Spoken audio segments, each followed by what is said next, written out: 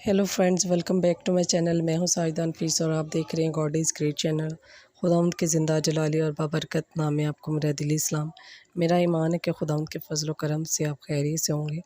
आज की वीडियो में हम सीखेंगे खुशी के हवाले से कलाम मुक़द्दस में क्या इरशाद फरमाया गया है।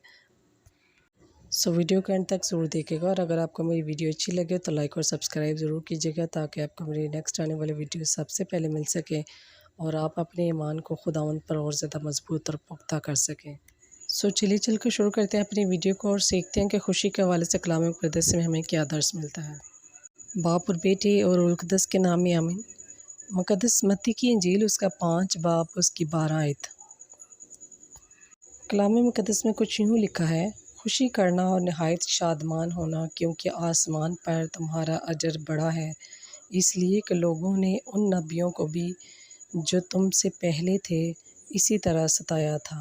मेरे अज़ीज़ों, हमें भी बहुत ही खुशी और शादमानी करनी चाहिए कि खुदावंद ने हमारी खातिर अपनी जान का फ़िदिया दिया ताकि हम खुदावंद पर ईमान लाएं और कभी हलाक ना हों बल्कि हमेशा की ज़िंदगी पाएँ। खुदावंद इस कलाम के वसीला से आपको और मुझे ढेरों बरकत से नवाजे।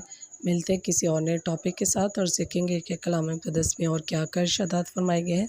तब तक अपना और अपने प्यारों का बहुत सारा ख्याल रखिएगा। टिल देन, खुदा हाफिज़।